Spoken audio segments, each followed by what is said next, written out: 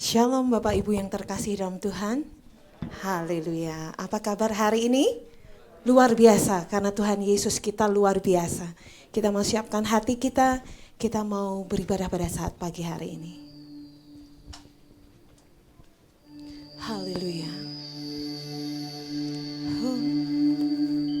Biarlah roh Tuhan yang senantiasa hidup dalam hidup kita, yang memampukan kita dalam setiap menjalani aktivitas kehidupan itu. Roh Tuhan yang senantiasa membimbing hidup kita untuk mendekat kepadanya. Haleluya.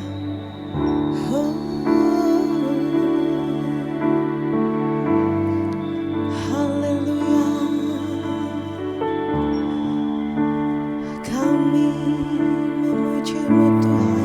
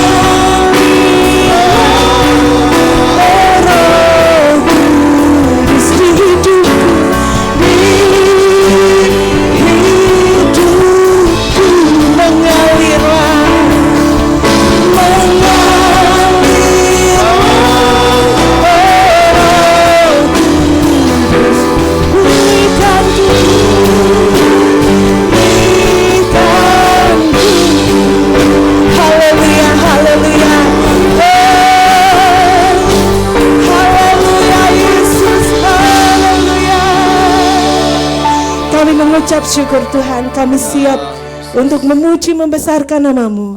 Engkau ada di tengah-tengah kami. Di dalam nama Tuhan Yesus Kristus. Yang percaya katakan amin. Haleluya. Luar biasa. Hari ini hari apa Bapak Ibu Saudara? Hari Pentakosta, hari pencurahan Roh Kudus. Kita rindu semua yang hadir di tempat ini, kita semua dipenuhi dengan kuasa Roh Kudus. Haleluya. Amin. Haleluya. Kita memuji Tuhan dengan sepenuh hati kita, dengan segenap hati kita. Haleluya. Haleluya.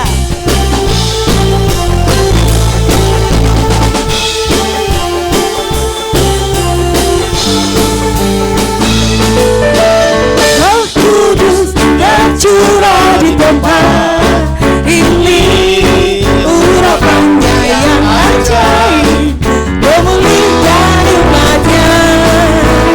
Roh Kudus tercurah bagi gerejanya, membangkitkan umat pilihannya. Hari inilah harinya Tuhan. Saat apa? Pembebasan tiba. Belenggu dosa tadi patahkan. Mari bersorak bagi Dia. Ya, sama-sama katakan. Hey, anggur baru tercurah, penuhi umatnya dengan sukacita. Minyak baru tercurah, urapi umatnya, nyata kuasanya. Haleluya, haleluya. Biarlah pujian ini menjadi keselamatan kita. Kita rindu Roh Kudus tercurah di tempat ini. Haleluya. Roh Kudus tercurah di tempat ini, urapannya yang ajaib memulihkan umatnya. Roh Kudus tercurah bagi gerejanya, membangkitkan umat pilihannya. Hari ini, hari inilah harinya Tuhan. Saat pembebasan tiba, belenggu dosa dari patahkan. Mari bersorak bagi Dia. Katakan sama-sama. Hey, anggur baru tercurah, penuhi umatnya dengan sukacita. Minyak baru tercurah, urapi umatnya, nyata kuasanya. Haleluya. Anggur baru tercurah, penuhi umatnya dengan sukacita. Minyak baru tercurah, urapi umatnya, nyata kuasanya. Mari kita memberkati sekeliling kita. Anggur baru tercurah, penuhi umatnya dengan sukacita.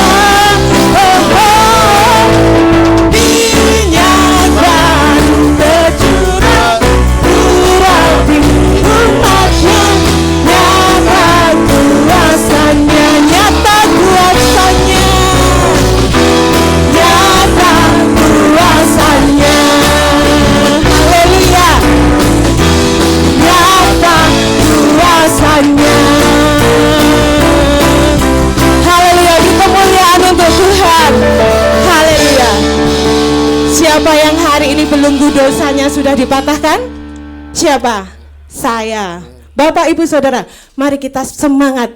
Kalau kita sudah dipatahkan belenggu dosanya, Roh Kudus turun memenuhi hidup kita. Haleluya Bapak Ibu. Haleluya. Seperti Daud menari, jika roh ada di dalam hidup kita. Haleluya. Kita mau menari seperti Daud menari. Mari kita nari sama-sama yuk.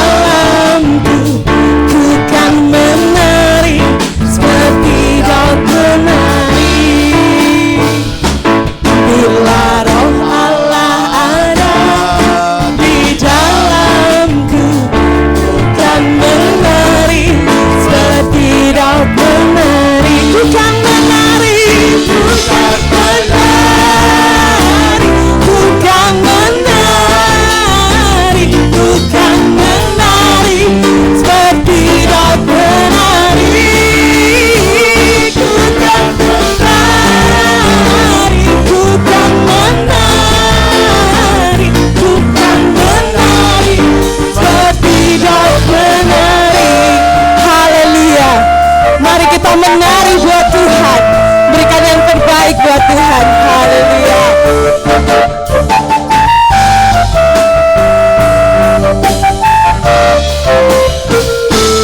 Bila roh Allah ada di dalamku, ku kan menari seperti Daud menari.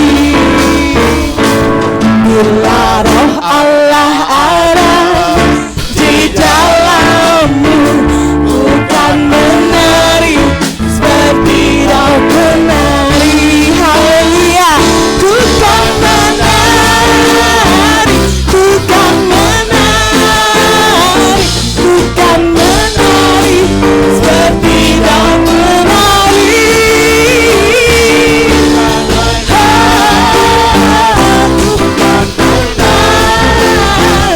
Bukan menari seperti Daud menari, bukan menari, bukan menari seperti Daud menari, bukan menari seperti Daud menari. Haleluya. Berikan kemuliaan untuk Tuhan. Silakan duduk Bapak Ibu Saudara. Kita memberikan persembahan yang terbaik buat Tuhan. Mari kita siapkan persembahan kita. Dengan kasih Kristus, Om Roy berdoa.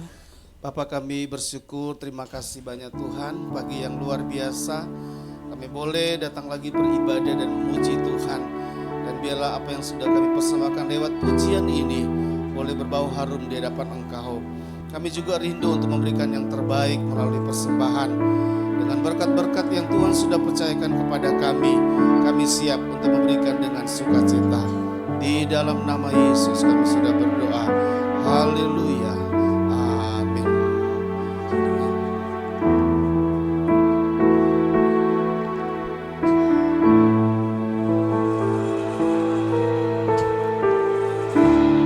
Roh Kudus yang hidup penuhiku,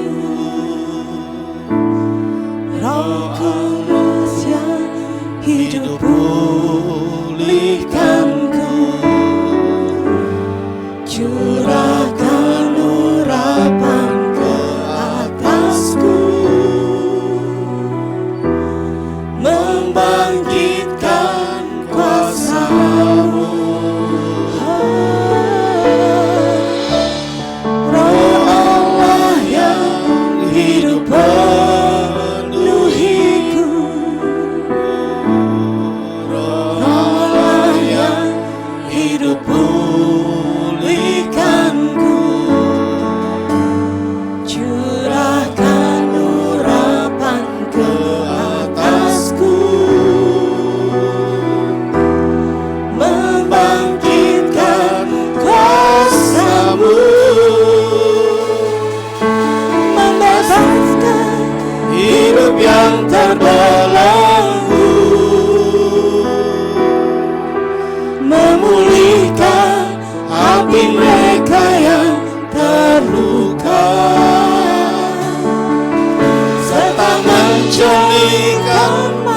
Allah yang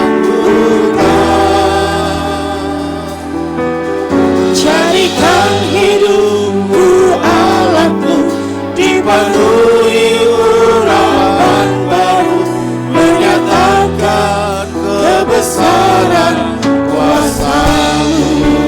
Haleluya. Mari kita bangkit berdiri bersama-sama. Oh Allah yang hidup penuhiku, Roh Allah yang hidup, Allah yang hidupku.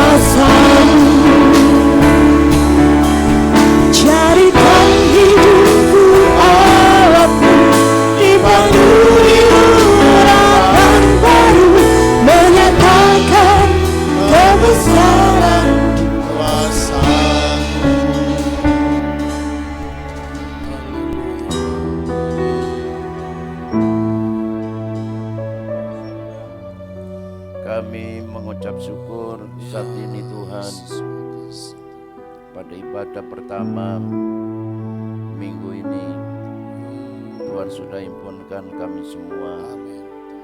Kami masih hidup sampai saat ini semua karena anugerah Tuhan. Kami hidup dalam perlindungan, penyertaan Tuhan, dan pemeliharaan Tuhan atas hidup kami. Olehnya segala pujian, hormat dan syukur, kemuliaan kami persembahkan hanya kepada Tuhan. Dan saatnya kami akan mendengar firman-Mu, juga dalam rangka kami memperingati hari pencurahan Roh Kudus saat ini. Biarlah ini bukan hanya merupakan sejarah masa lalu, tapi saat ini pun kami juga boleh alami kuasa Tuhan dalam setiap hidup kami. Terima kasih Bapa di sorga, kami akan dengar firman-Mu di dalam nama Tuhan Yesus Kristus. Amin. Silakan duduk Bapak Ibu saudara sekalian. Kita saat ini beribadah juga dalam rangka memperingati hari pencurahan Roh Kudus. Itu sebabnya firman Tuhan yang saya sampaikan saat ini ringkasan saja, karena kalau disampaikan satu kali ya nggak cukup waktunya, yaitu baptisan dan kepenuhan Roh Kudus.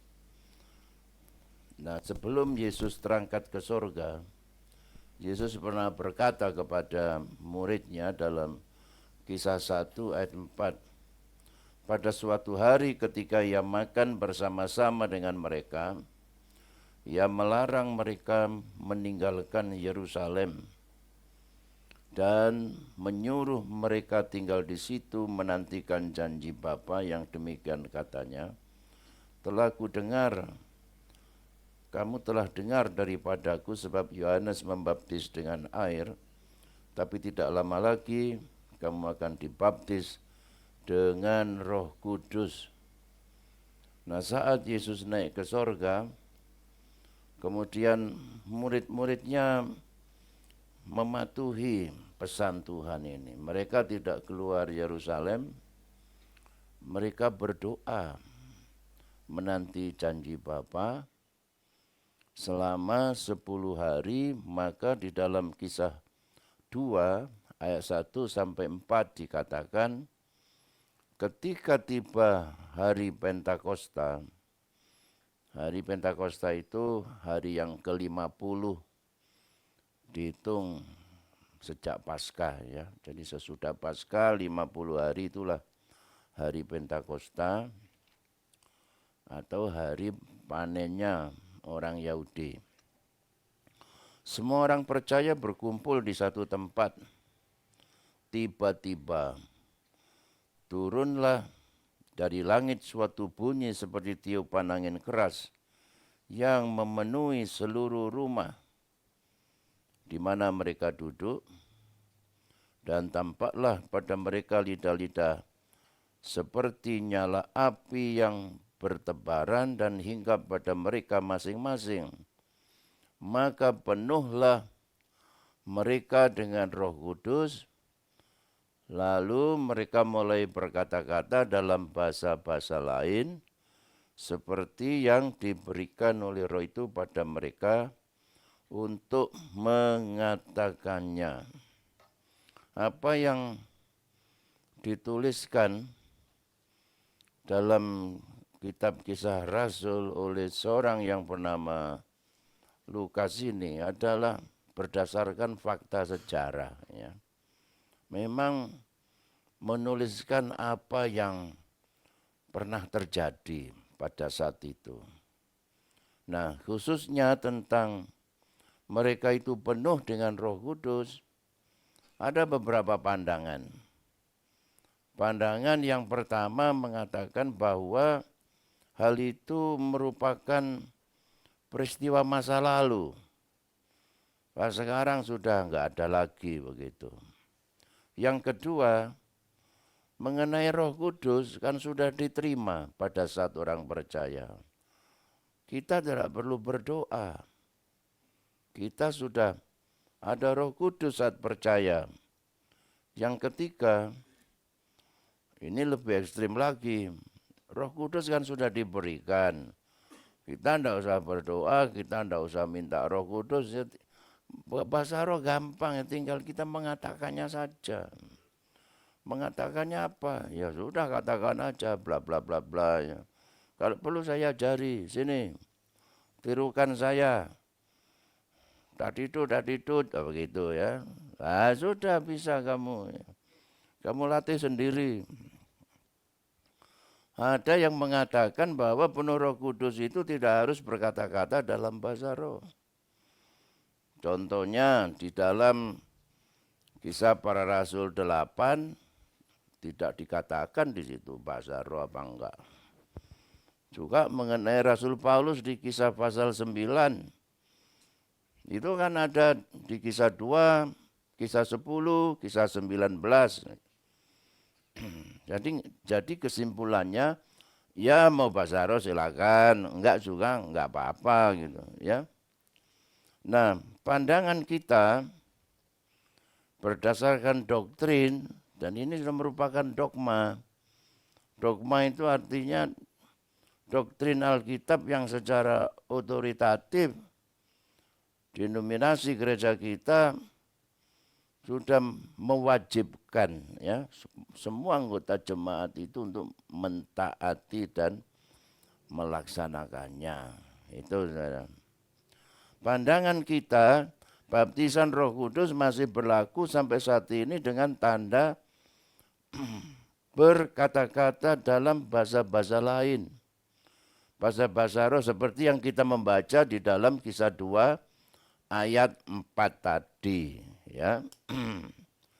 Nah, mengenai orang Kristen saat percaya itu sudah menerima Roh Kudus dan sebagainya, sudah dipimpin Roh Kudus, itu adalah merupakan pengalaman. Ya, orang Kristen dengan Roh Kudus mulai saat orang itu percaya kepada Tuhan.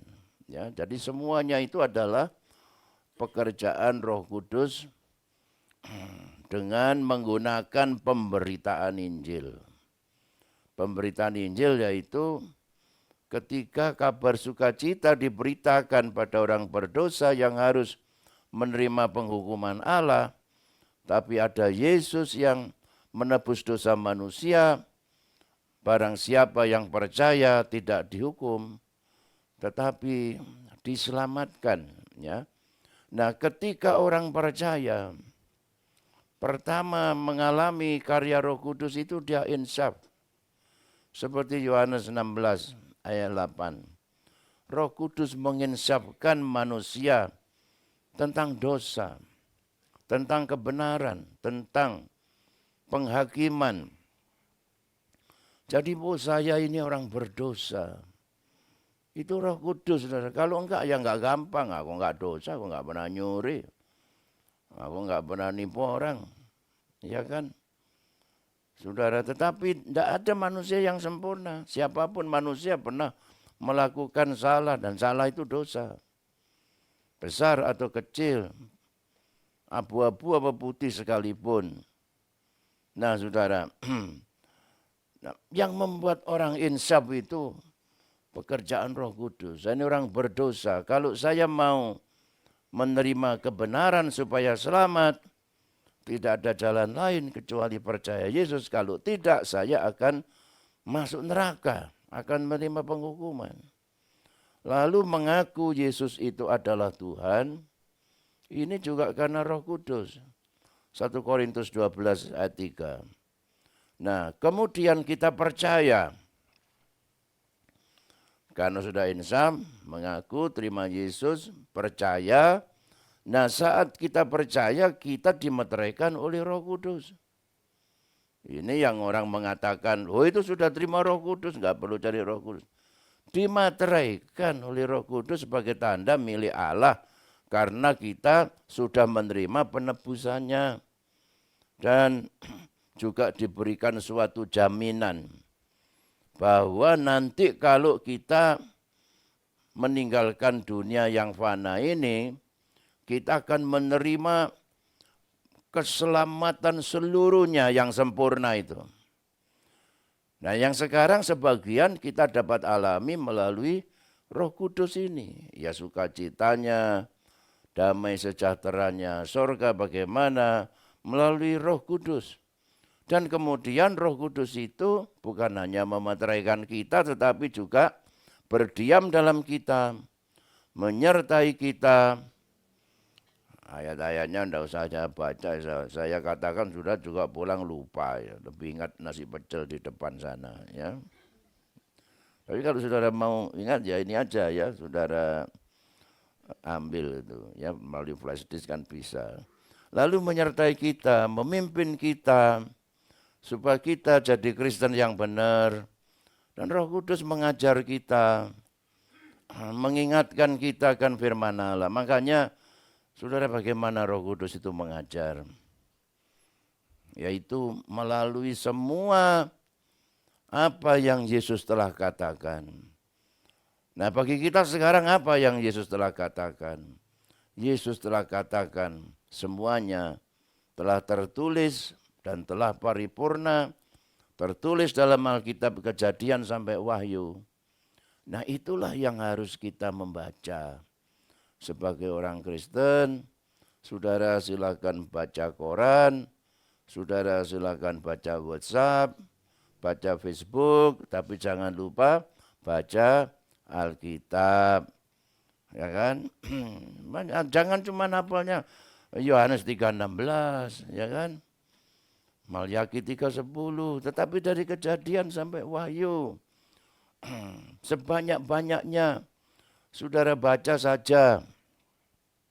Sesudah Kejadian Wahyu kembali Kejadian lagi ya. Lalu sampai Wahyu kembali mulai Kejadian lagi. Nah, lalu dengan membaca itu pindahkanlah sebanyak-banyaknya Alkitab itu kepada memori kita.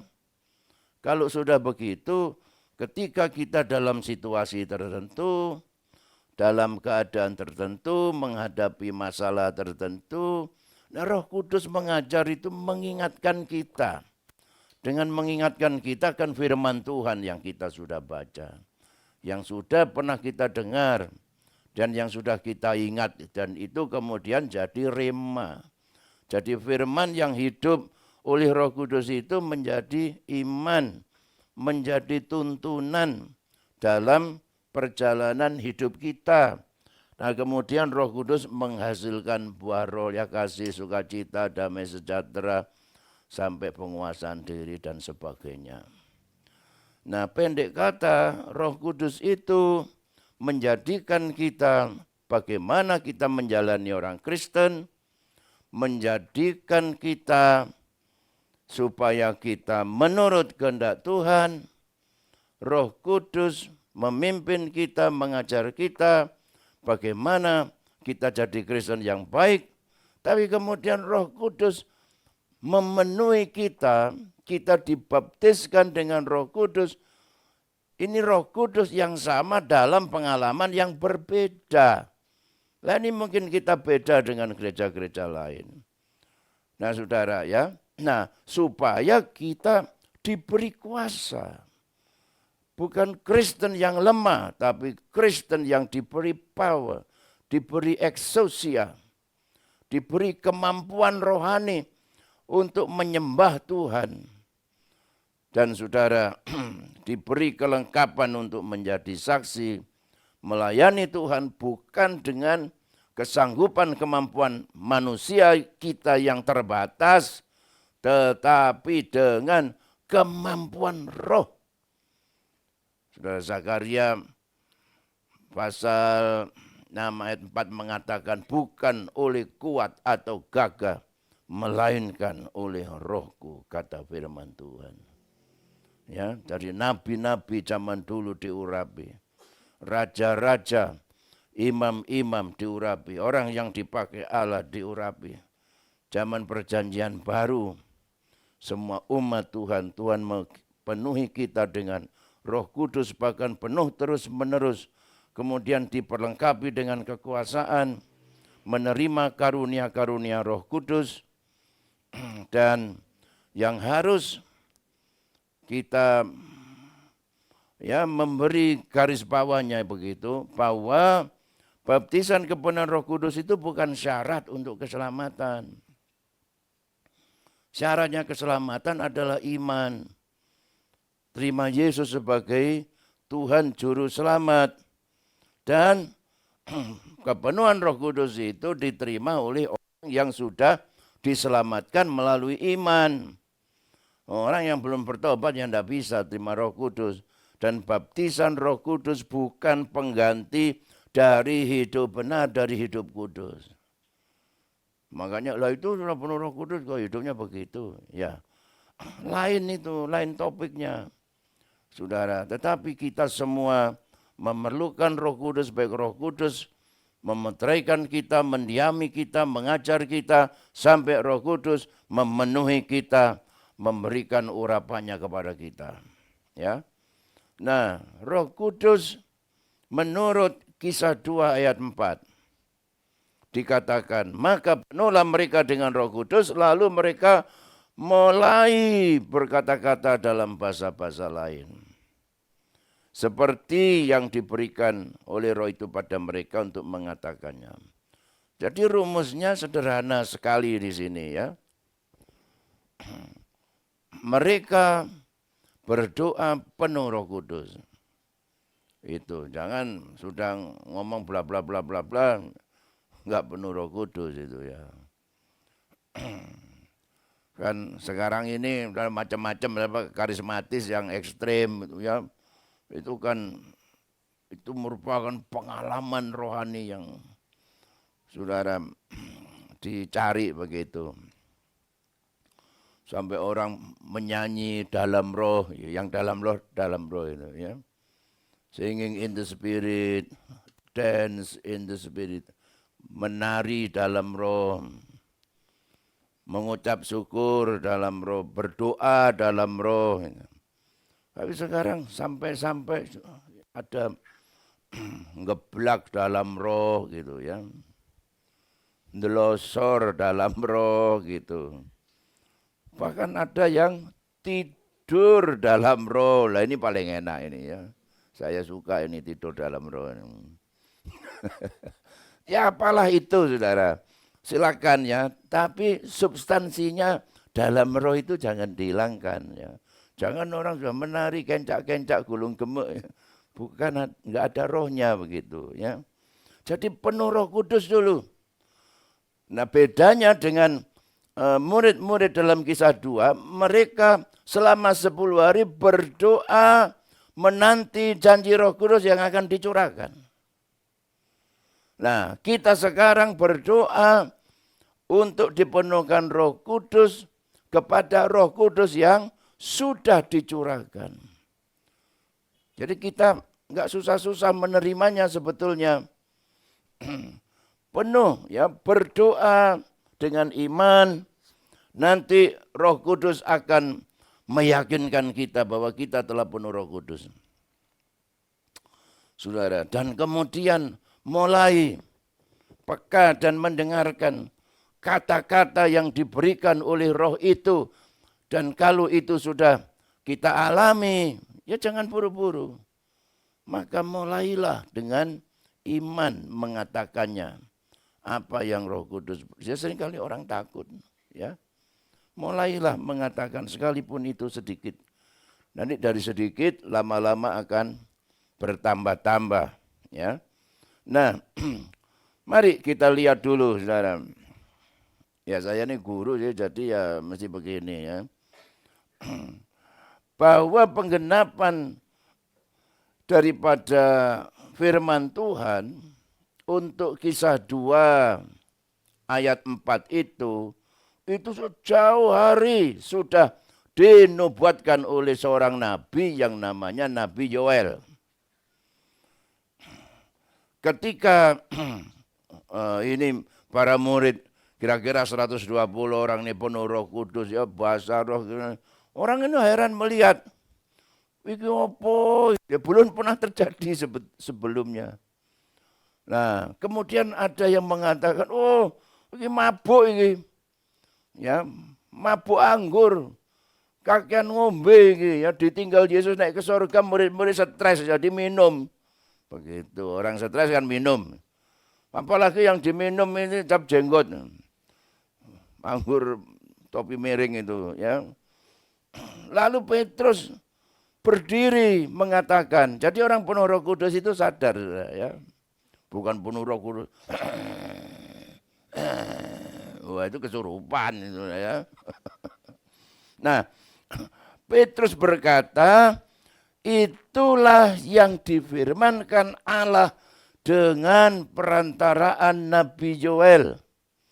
Akan terjadi pada hari-hari terakhir. Demikianlah firman Allah bahwa aku akan mencurahkan rohku. Nih ya, Yoel 2 ayat 28. Bahasa Indonesia itu, itulah. Tapi bahasa Inggris itu lebih kena ya. Dikatakan, this is which was by spoken prophet Yoel. Ya, inilah yang dikatakan Yoel itu. Kamu orang Yahudi kan tahu firman Allah. Nah orang Yahudi itu, saudara-saudara, rata-ratanya itu umumnya itu hafal kitabnya. Pertama kitab 5 kitab Musa, kitab Kejadian, Keluaran, Imamat, Bilangan, Ulangan, ini hafal di luar kepala ini.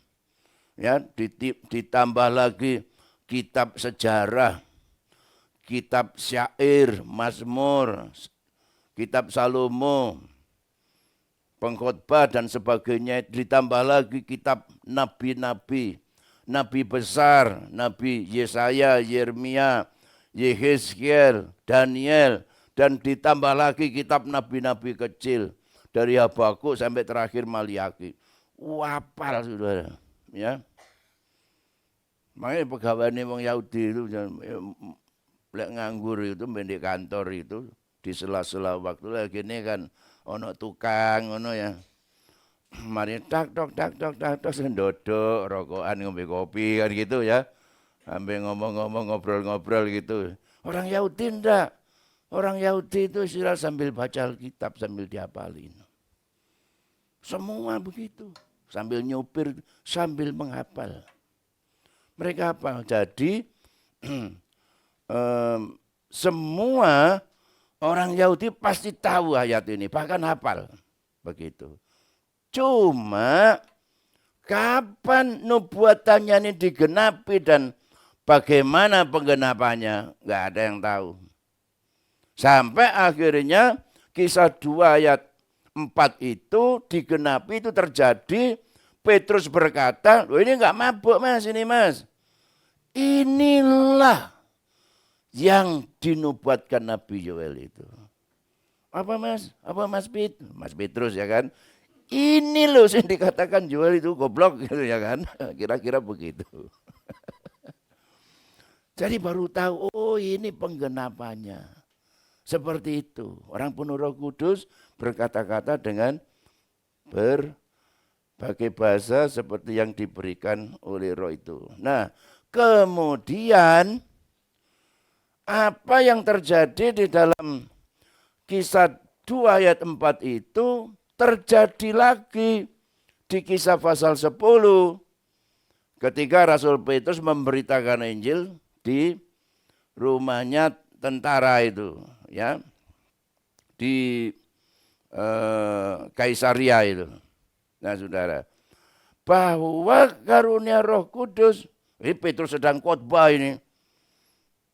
Terus mereka itu sudah penuh Roh Kudus. Percaya langsung penuh Roh Kudus, padahal belum dibaptis. Wah itu zaman dulu itu tokcer saudara ya. Zaman sekarang pendeta khotbah kesuwen ya turu kabeh jemaatnya. Ini khotbah belum selesai penuh Roh Kudus, bayangkan. Nah, bahwa karunia Roh Kudus dicurahkan ke atas bangsa-bangsa lain juga. Tadinya cuma orang Yahudi. Loh ini orang kafir juga terima Roh Kudus ya. Sebab itu saya kasih huruf merah. Sebab mereka mendengar orang itu berkata-kata dalam bahasa roh dan memuliakan Allah. Jadi bagaimana mereka itu tahu, oh orang-orang ini kok penuh Roh Kudus? Loh, mereka berkata dalam bahasa roh. Kalau mereka itu mereka yang nggak tahu ya penuh roh, apa loro weteng ini ya kan. Jadi saudara mereka heran, loh kok mereka juga terima Roh Kudus dengan berkata-kata bahasa roh ini. Ini pengalaman Rasul Petrus menginjil di Kaisaria itu saudara. Nah kemudian ketika Petrus ini pulang ke Yerusalem memberi laporan kepada majelis pusat di Yerusalem, ya kan, yang namanya Yakobus waktu itu, saudaranya Yesus itu jadi ketuanya, rupanya ada family system waktu itu, ya kan. Nah, dia laporannya, Tuan, saya menginjil di Kaisaria. Waktu saya khotbah belum selesai, mereka sudah penuh Roh Kudus. Dan ketika aku mulai berbicara, ya, saudara, ini bukan berarti urung berbicara wis penuh. Ketika aku berbicara begitu ya, kata mulainya sebenarnya tidak ada itu ya.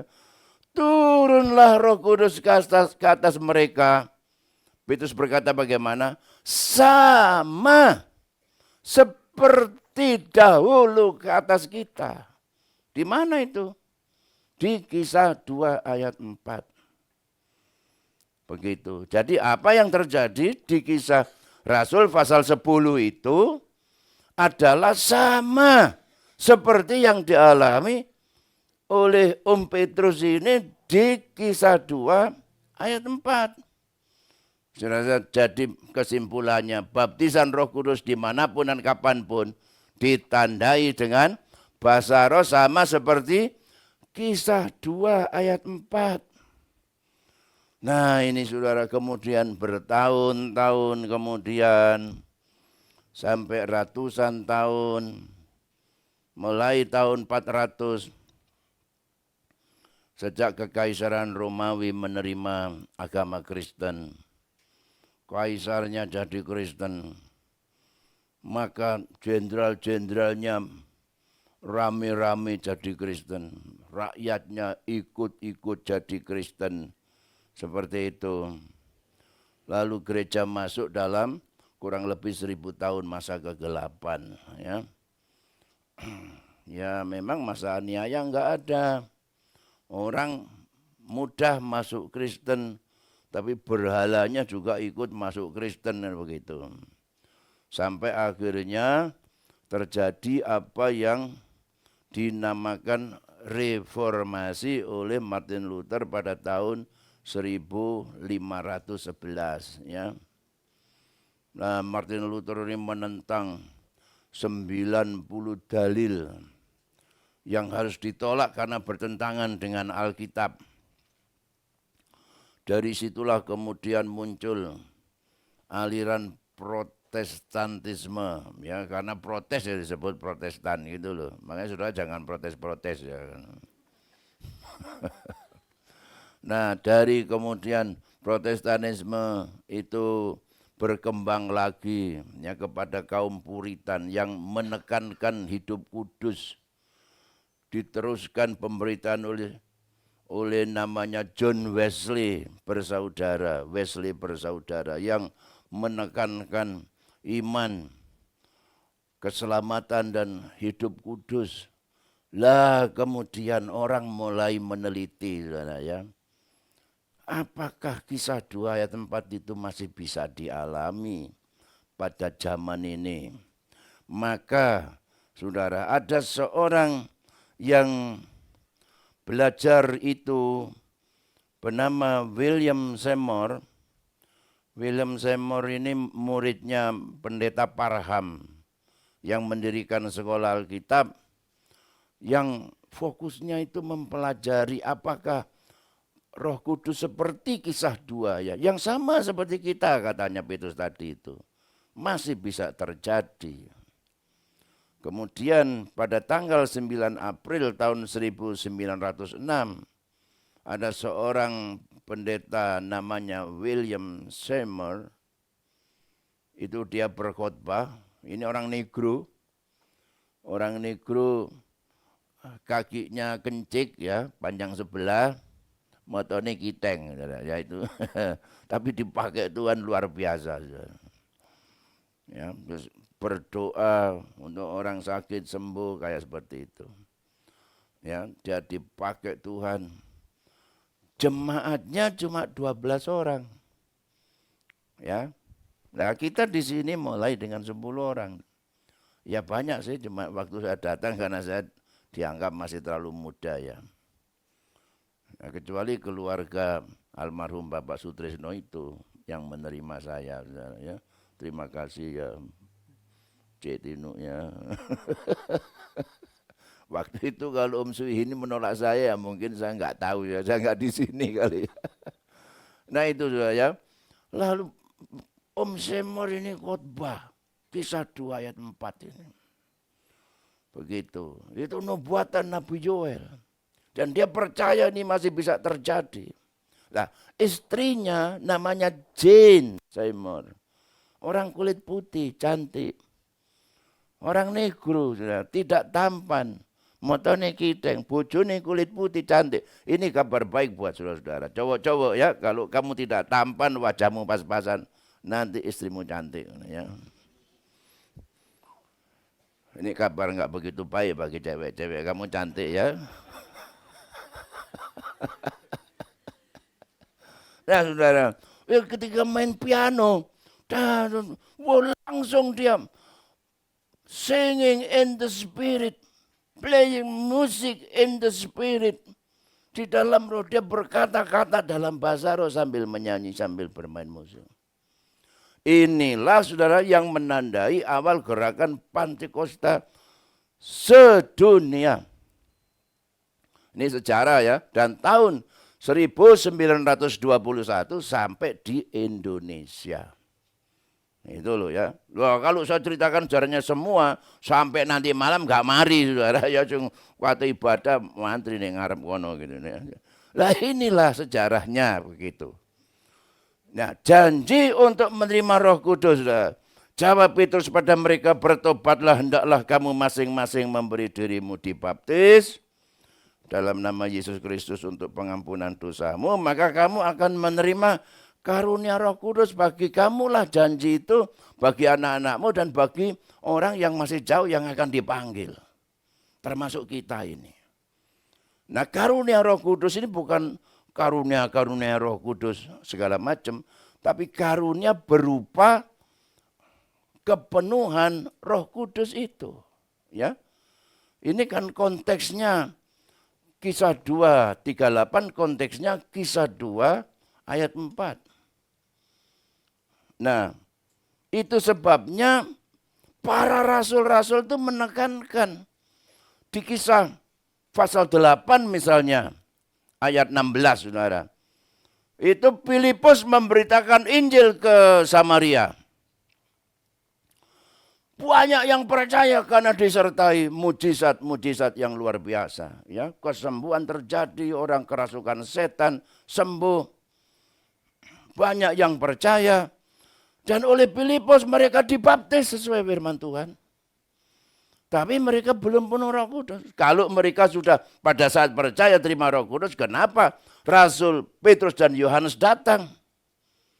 Supaya tumpang tangan dan orang percaya itu terima Roh Kudus. Dikatakan di situ, maka saudara ya, Petrus Yohanes datang ke sana karena mereka baru dibaptis. Mereka itu baru percaya Yesus dan Roh Kudus belum turun. Dengan kata lain, mereka belum terima Roh Kudus. Nah, makanya sudah Kisah 19 ayat 2, ketika Rasul Paulus bertemu dengan beberapa orang yang menamakan dia murid, orang yang percaya Yesus. Oh, kamu Kristen ya kalau begitu? Ya om. Ini baru kenal sama Paulus ini. Ditanya sama Paulus, katanya pada mereka, sudahkah kamu menerima Roh Kudus ketika kamu percaya? Oh, belum om. Gitu, ya. Pertanyaan yang sama ini kepada kita saat ini. Saudara percaya, saudara jawab pasti saudara percaya karena saudara datang di gereja ini kan. Kalau nggak percaya lah apa kamu ke sini ya? Tapi sudahkah kamu menerima Roh Kudus saat kamu percaya? Lalu mereka, loh kalau begitu kamu dibaptis apa? Baptisan Yohanes. Yohanes itu baptis pertobatan. Itu yang lalu sebelum Yesus disalibkan. Yesus sudah mati dan bangkit. Sekarang baptisan yang berlaku adalah baptisan karena iman kepada Yesus. Lalu mereka dibaptiskan. Sesudah dibaptiskan mereka ditumpangi tangan, didoakan, dan mereka menerima Roh Kudus. Maka saudara-saudara, saya rindu sekali ya, semua jemaat di sini adalah orang-orang yang sudah percaya Yesus, sudah bertobat, lahir baru. Jangan menunda lama, ambil keputusan, dibaptiskan. Jangan baptis kalau mau kawin ya. Nanti kalau ada yang mau kawin, baptiskan saya yang baptis, saya bledesno cek suwe di jero. Secepatnya dibaptiskan dan jangan tunda, secepatnya dipenuhkan dengan Roh Kudus. Itu firman Tuhan, saudara-saudara. Ya, itu bagi orang yang percaya, yang bertobat, apalagi punya kehausan dan berdoa, ya. Apalagi Kristen yang taat. Haleluya. Kemudian menerima secara aktif. Jadi kalau berdoa itu ya seperti Mazmur pasal 81 itu ya, berbukalah mulutmu lebar-lebar, aku akan membuat penuh. Jadi kalau pengeterapannya pada Roh Kudus ya, Tuhan mau membuat kita penuh Roh Kudus lah. Singkali dipenuhi menengai ya. Berdoa, berlutut, sendakep, saudara, haleluya. Terus 2-3 menit jelek. Lagi mana mau penuh Roh Kudus kalau begini? Harus secara aktif berdoa, mengucap syukur, gitu saudara. Ya mengangkat tangan, ya seperti itulah. Lah kemudian kalau sudah yakin Roh Kudus memenuhi, beralih, saudara ya. Serahkan lidahmu dan ucapkan kata-kata yang Roh Kudus berikan itu. Dan kemudian senantiasa penuh dengan Roh Kudus. Maka Roh Kudus akan memberi kepada kita kuasa. Ya, I am going to send you what my Father has promised, but stay in the city until you have been clothed. Clothed, ya, clothed itu orang Amerika bilang clothes. Ya. Saudara doakan ya, saya tahun 1997 ada Mbak Tuhan yang mengajak saya ke Azusa Street di Los Angeles. Ke tempatnya yang pertama kali Gene Seymour dipenuhi Roh Kudus. Pianonya masih ada. Sudah doakan saya bulan depan, saya rencananya mau ke Amerika. Istri saya mau tak kasih tunjuk ini loh, main kon iso main piano.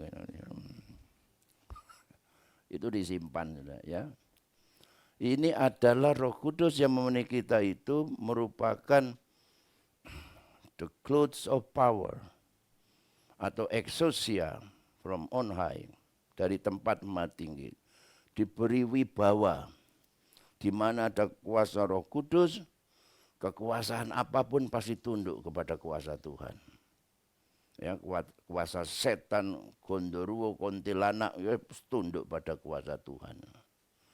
Makanya kalau saudara punya istri enggak tunduk, itu malam-malam itu tumpang tangan dalam nama Yesus.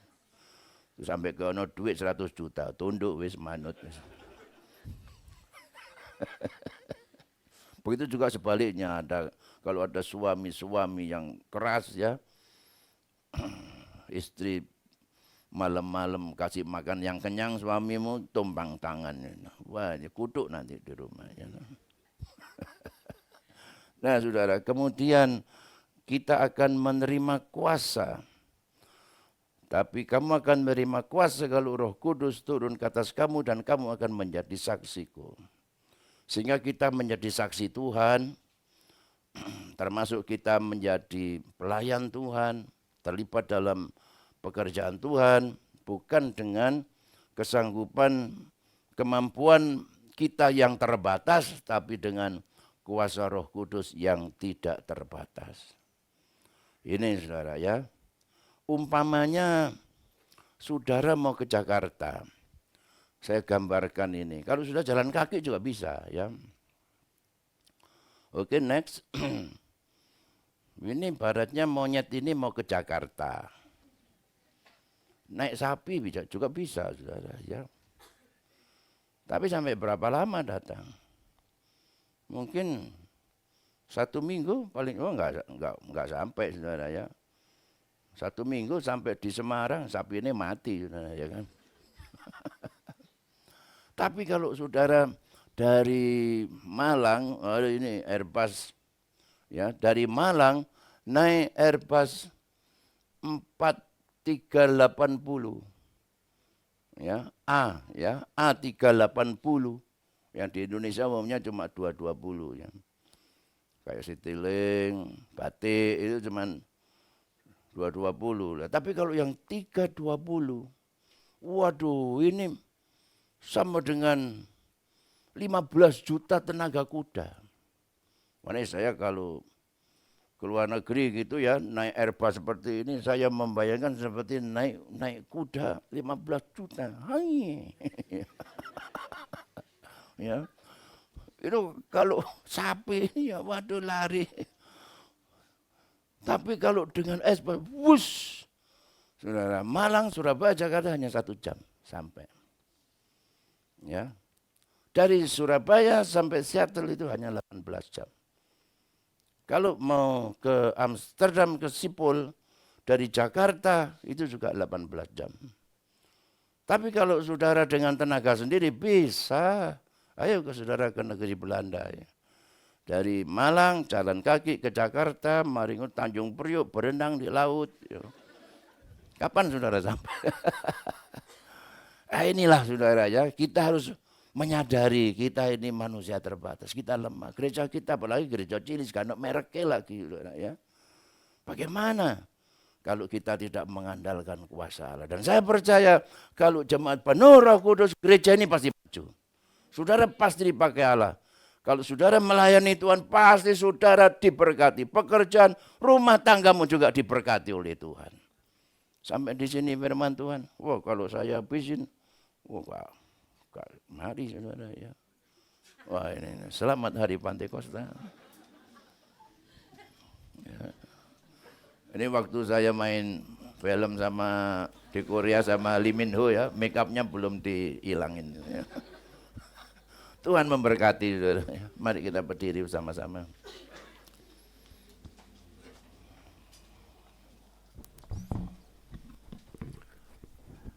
Berembuslah Roh Kudus di tempat ini.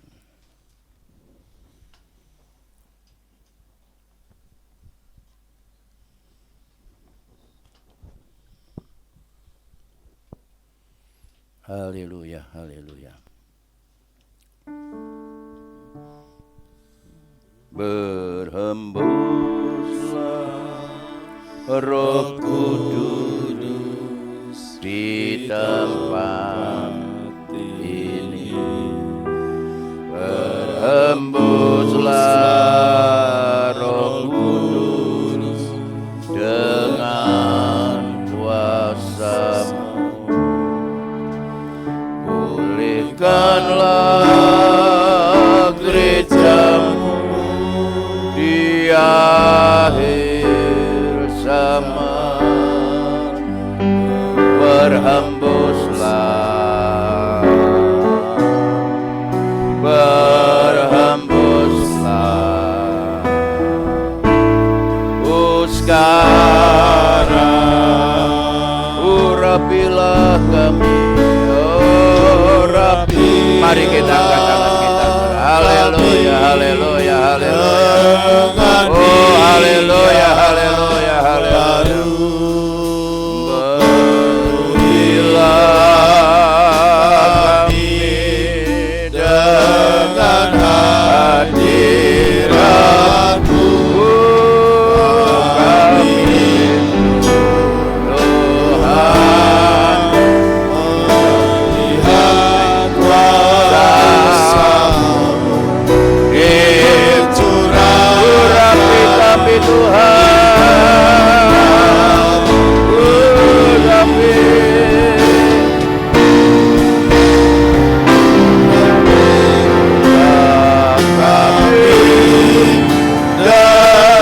hatinya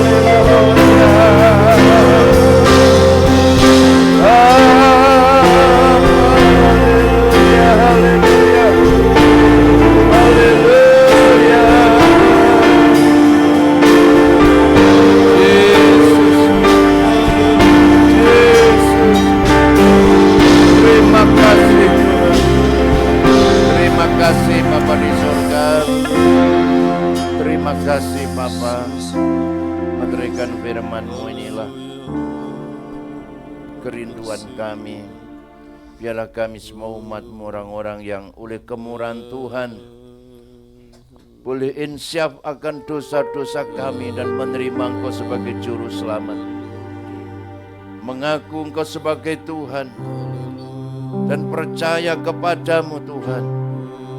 Yang belum dibaptiskan supaya selekasnya boleh dibaptiskan, dan penuhkan dengan Roh Kudus, itulah janji-Mu bagi kami. Dan kami menjadi bagian dari gereja-Mu yang hidup, yang aktif menjadi saksi dan melayani Tuhan bagi kemuliaan kebesaran nama Tuhan. Inilah doa kami Tuhan, berkati umat-Mu sampai mata pencarian, pekerjaan, usaha, keluarga, anak-anak mereka semua diberkati oleh Tuhan. Dalam nama Yesus, haleluya, amin, amin. Silakan duduk, saudara. Kita akan memberikan persembahan yang kedua. Roh Kudus tercurah di tempat ini, ya.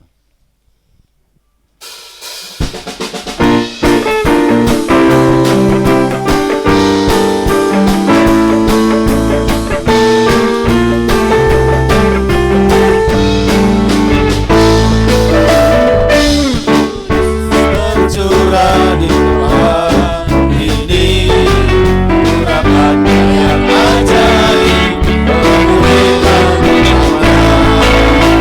Roh Kudus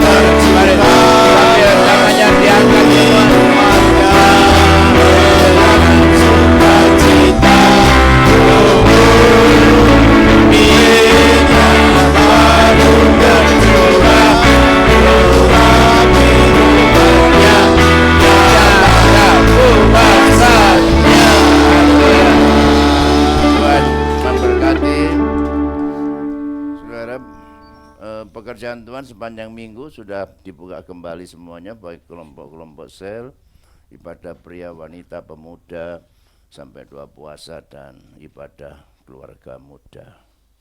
Tolong ditampilkan warta jemaatnya. Brian. Ya, hari Rabu, saudara, itu ulang tahun wanita ya. Oh enggak.